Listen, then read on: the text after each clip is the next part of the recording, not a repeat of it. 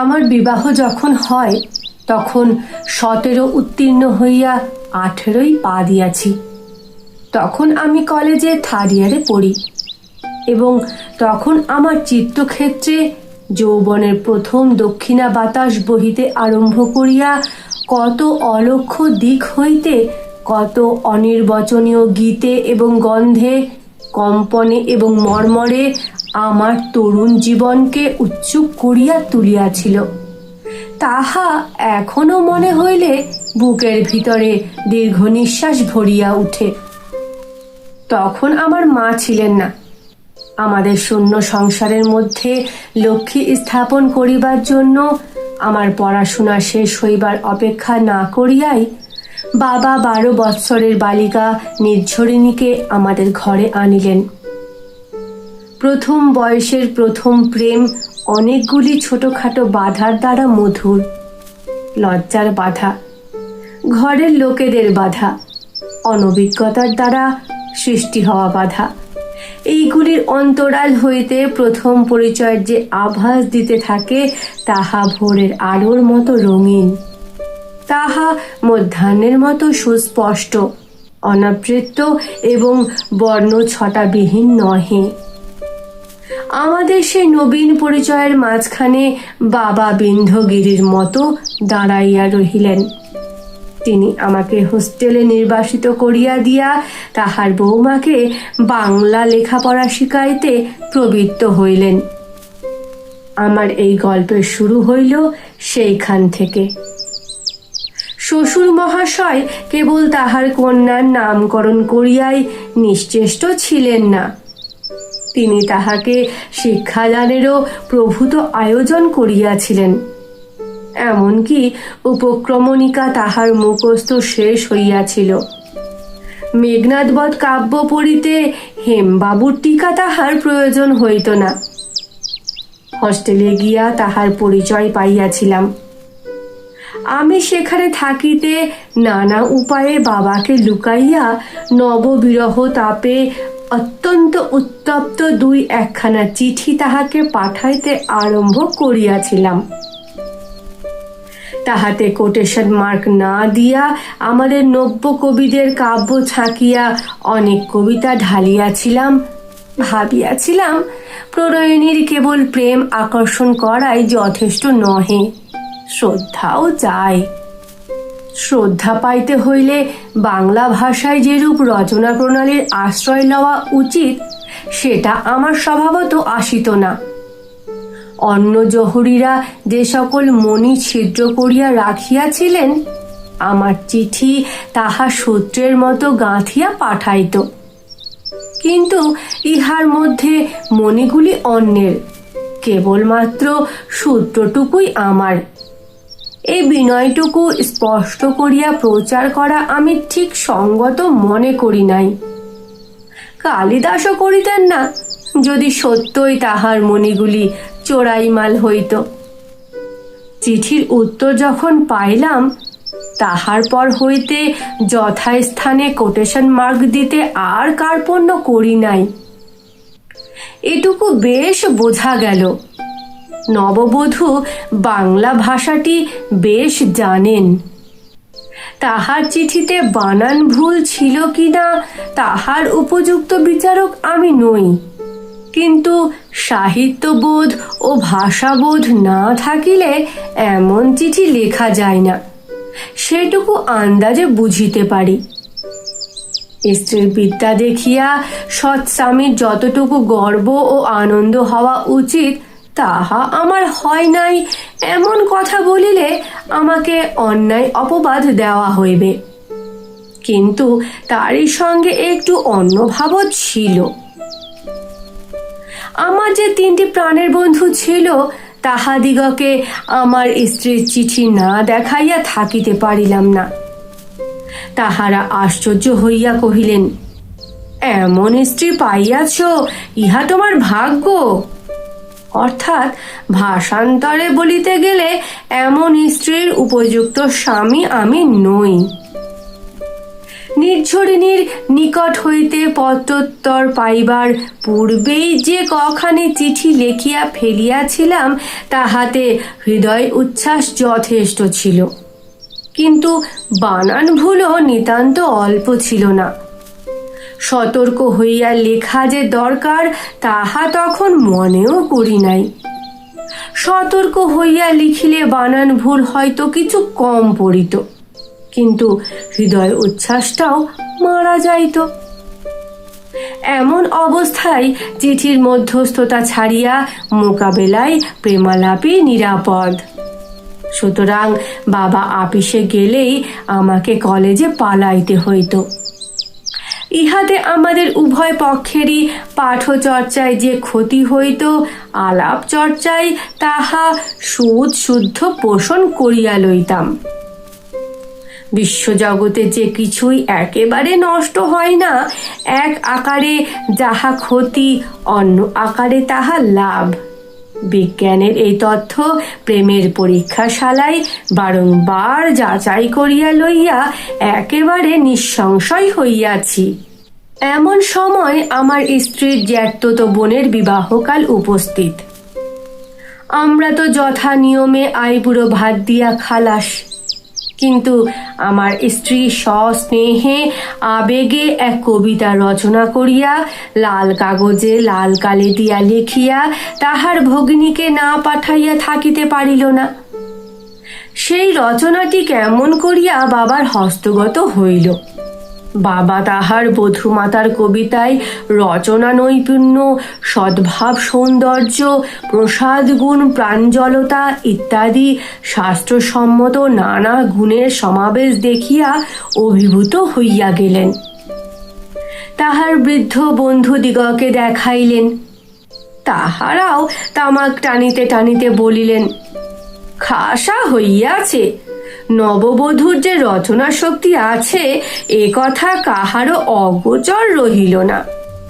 হঠাৎ এরূপ খ্যাতি বিকাশে রচয়িত্রীর কর্ণমূল ও কপোলদ্বয় অরুণবর্ণ হইয়া উঠিয়াছিল। আভাসক্রমে তাহা বিলুপ্ত হইল। পূর্বেই বলিয়াছি, কোনো জিনিস একেবারে বিলুপ্ত হয় না। কি জানি লজ্জার আভাটুকু তাহার কোমল কপোল ছাড়িয়া আমার কঠিন হৃদয়ের প্রচ্ছন্ন কোণে হয়তো আশ্রয় লইয়া থাকিবে। কিন্তু তাই বলিয়া স্বামীর কর্তব্যে শৈথিল্য করি নাই। অপক্ষপাত সমালোচনার দ্বারা স্ত্রীর রচনার দোষ সংশোধনে আমি কখনোই আলস্য করি নাই। বাবা তাহাকে নির্বিচারে যতই উৎসাহ দিয়াছেন, আমি ততই সতর্কতার সহিত ত্রুটি নির্দেশ করিয়া তাহাকে যথোচিত সংযত করিয়াছি। আমি ইংরেজি বড় বড় লেখকের লেখা দেখাইয়া তাহাকে অভিভূত করিতে ছাড়ি নাই। সে কোকিলের উপর একটা কি লিখিয়াছিল, আমি শেলির স্কাইলার্ক ও কিটসের নাইটিঙ্গেল শুনাইয়া তাহাকে এক প্রকার নীরব করিয়া দিয়াছি। আমার স্ত্রীর লেখা বাবা এবং অন্যান্য অনেকেই কাগজে ছাপাইতে উদ্যত হইয়াছিলেন। নির্ঝরিণী তাহাতে লজ্জা প্রকাশ করিত। আমি তাহার সে লজ্জা রক্ষা করিয়াছি, কাগজে ছাপিতে দিই নাই। তখন উকিল হইয়া আলিপুরে বাহির হই। একটা উইল কেস লইয়া বিরুদ্ধ পক্ষের সঙ্গে খুব জোরের সহিত লড়িতেছিলাম। উইলটি বাংলায় লেখা। স্বপক্ষের অনুকূলে তাহার অর্থ যে কিরূপ স্পষ্ট তাহা বিধিমতে প্রমাণ করিতেছিলাম। এমন সময় বিরোধী পক্ষের উকিল উঠিয়া বলিলেন, আমার বিদ্বান বন্ধু যদি তাহার বিদুষী স্ত্রীর কাছে এই উকিলটি বুঝিয়া লইয়া আসিতেন, তবে এমন অদ্ভুত ব্যাখ্যার দ্বারা মাতৃভাষাকে ব্যথিত করিয়া তুলিতেন না। একদিন একটি অপরিচিত ভদ্রলোকের সহিত আমার পরিচয় হইতেই তিনি জিজ্ঞাসা করিলেন, আপনি কি শ্রীমতী নির্ঝরিণী দেবীর স্বামী? আমি কহিলাম, আমি তাহার স্বামী কিনা সে কথার জবাব দিতে চাহি না, তবে তিনি আমার স্ত্রী বটে। বাহিরের লোকের কাছে স্ত্রীর স্বামী বলিয়া খ্যাতি লাভ করা আমি গৌরবের বিষয় বলিয়া জ্ঞান করি নাই। আমার স্ত্রীর জ্যাঠতুতো বোনের বিবাহ হইয়াছে। তাহার স্বামীটা অত্যন্ত বর্বর দুর্বৃত্ত। স্ত্রীর প্রতি তাহার অত্যাচার অসহ্য। আমি এই পাষণ্ডের নির্দয়াচরণ লইয়া আত্মীয় সমাজে আলোচনা করিয়াছিলাম। সে কথা অনেক বড় হইয়া তাহার কানে উঠিয়াছিল। সে তাহার পর হইতে আমার প্রতি লক্ষ্য করিয়া সকলের কাছে বলিয়া বেড়াইতেছে যে নিজের স্ত্রীর খ্যাতিতে যশস্বী হওয়ার কল্পনা কবির মাথাতেও আসে না। এমন সব কথা লোকের মুখে মুখে চলিতে আরম্ভ করিলে স্ত্রীর মনে তো দম্ভ জন্মিতে পারেই। বিশেষত বাবার একটা বদ অভ্যাস ছিল। নির্ঝরিণীর সামনেই তিনি আমাদের পরস্পরের বাংলা ভাষা জ্ঞান লইয়া কৌতুক করিতেন। একদিন তিনি বলিলেন, হরিশ যে বাংলা চিঠিগুলো লেখে তাহার বানানটা তুমি দেখিয়া দাও না কেন বৌমা? আমাকে এক চিঠি লিখিয়াছে, তাহাতে সে জগদীন্দ্র লিখিতে দীর্ঘই বসাইয়াছে। শুনিয়া বাবার বৌমা নীরবে একটুখানি স্মিতহাস্য করিলেন। আমিও কথাটা ঠাট্টা বলিয়া হাসিলাম, কিন্তু এরকম ঠাট্টা ভালো নয়। স্ত্রীর দম্ভের পরিচয় পাইতে আমার দেরি হইল না। পাড়ার ছেলেদের এক ক্লাব আছে, সেখানে একদিন তাহারা এক বিখ্যাত বাংলা লেখককে বক্তৃতা দিতে রাজি করিয়াছিল। তিনি বক্তৃতার পূর্বরাত্রে অস্বাস্থ্য জানাইয়া ছুটি লইলেন। আমার প্রতি ছেলেদের এই অহৈতুকী শ্রদ্ধা দেখিয়া আমি কিছু প্রফুল্ল হইয়া উঠিলাম। বলিলাম, তা বেশ তো, বিষয়টা কি বলো? তাহারা কহিল, প্রাচীন ও আধুনিক বঙ্গ সাহিত্য। আমি কহিলাম, বেশ হইবে, দুটোই আমি ঠিক সমান জানি। পরদিন সভায় যাইবার পূর্বে জলখাবার এবং কাপড় চোপড়ের জন্য স্ত্রীকে কিছু তাড়া দিতে লাগিলাম। নির্ঝরিণী কহিল, কেন গো, এত ব্যস্ত কেন? আবার কি পাত্রী দেখিতে যাইতেছ? আমি কহিলাম, একবার দেখিয়াই নাকে কানে খত দিয়াছি, আর নয়। তবে এত সাজসজ্জা তাড়া যে? স্ত্রীকে সগর্বে সমস্ত ব্যাপারটা বলিলাম। শুনিয়া সে কিছুমাত্র উল্লাস প্রকাশ না করিয়া ব্যাকুল ভাবে আমার হাত চাপিয়া ধরিল। কহিল, তুমি পাগল হইয়াছ? না না, সেখানে তুমি যাইতে পারিবে না। আমি কহিলাম, রাজপুত নারী যুদ্ধ সাজ পড়াইয়া স্বামীকে রণক্ষেত্রে পাঠাইয়া দিত, আর বাঙালির মেয়ে কি বক্তৃতা সভাতেও পাঠাইতে পারে না? নির্ঝরিণী কহিল, ইংরেজি বক্তৃতা হইলে আমি ভয় করিতাম না, কিন্তু থাক না, অনেক লোক আসিবে, তোমার অভ্যাস নাই।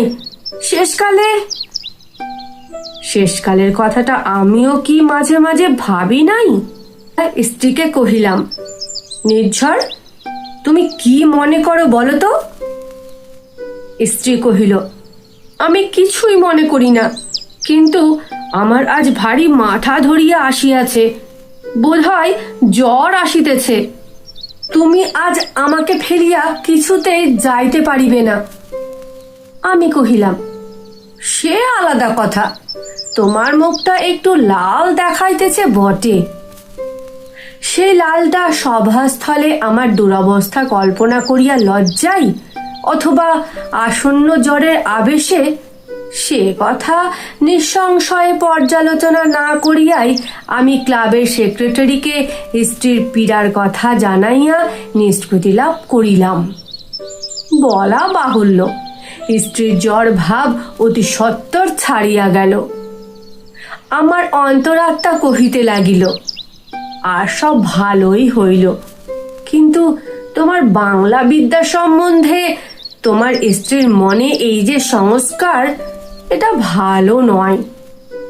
তিনি নিজেকে মস্ত বিদুষী বলিয়া ঠাউরাইছেন। কোন দিন বা মশারির মধ্যে নাইট স্কুল খুলিয়া তিনি তোমাকে বাংলা পড়াইবার চেষ্টা করিবেন। আমি কহিলাম, ঠিক কথা, এ বেলা দর্পচূর্ণ না করিলে ক্রমে আর তাহার নাগাল পাওয়া যাইবে না। সেই রাত্রেই তাহার সঙ্গে একটু খিটিমিটি বাঁধাইলাম। কাশিয়া বলিলাম, আসল জিনিস উপক্রমণিকায় পাওয়া যায় না, সেটার জন্য মাথা চাই। মাথা যে কোথায় আছে সে কথা তাহাকে স্পষ্ট করিয়া বলি নাই, কিন্তু তবু বোধ হয় কথাটা অস্পষ্ট ছিল না। আমি কহিলাম, লিখিবার যোগ্য কোনো লেখা কোনো দেশে কোনোদিনও কোনো স্ত্রীলোকে লেখে নাই। শুনিয়া নির্ঝরিণীর মেইলি তর্কাতর্কি জড়িয়া উঠিল। সে বলিল, কেন, মেয়েরা লিখিতে পারিবে না? মেয়েরা কি এতই হীন? আমি কহিলাম, রাগ করিয়া কি করিবে, দৃষ্টান্ত দেখাও। নির্ঝরিণী কহিল, তোমার মতো যদি আমার ইতিহাস পড়া থাকিত তবে নিশ্চয়ই আমি ঢের দৃষ্টান্ত দেখাইতে পারিতাম। এই কথাটা শুনিয়া আমার মন একটু নরম হইয়াছিল, কিন্তু তর্ক এখানে শেষ হয় নাই। উদ্দীপনা বলিয়া মাসিক পত্রে ভালো গল্প লিখিবার জন্য 50 টাকা পুরস্কার ঘোষণা করিয়াছিল। কথা এই স্থির হইল, আমরা দুজনেই সে কাগজে 2টা গল্প লিখিয়া পাঠাইব, দেখি কাহার ভাগ্যে পুরস্কার জোটে। রাত্রের ঘটনা তো এই। পরদিন প্রভাতে আলোকে বুদ্ধি যখন নির্মল হইয়া আসিল, তখন দ্বিধা জন্মিতে লাগিল, কিন্তু প্রতিজ্ঞা করিলাম এই অবসর ছাড়িয়া দেওয়া যাইবে না। হাতে তখনও 2 মাস সময় ছিল। অতি প্রাচীন কালের পাঞ্জাবের সীমান্ত দেশের গল্পের ভিত্তি ফাঁদিলাম। সেখানে সম্ভব অসম্ভবের সমস্ত বিচার একেবারে নিরাকৃত হওয়াতে কলমের মুখে কোনো বাধা রহিল না। উদ্দাম প্রণয়, অসম্ভব বীরত্ব, নিদারুণ পরিণাম সার্কাসের ঘোড়ার মতো আমার গল্প ঘিরিয়া অদ্ভুত গতিতে ঘুরিতে লাগিল। পরবর্তী অংশ আগামী সোমবার। দেখতে থাকুন স্নিগ্ধার অ্যানিমেশন।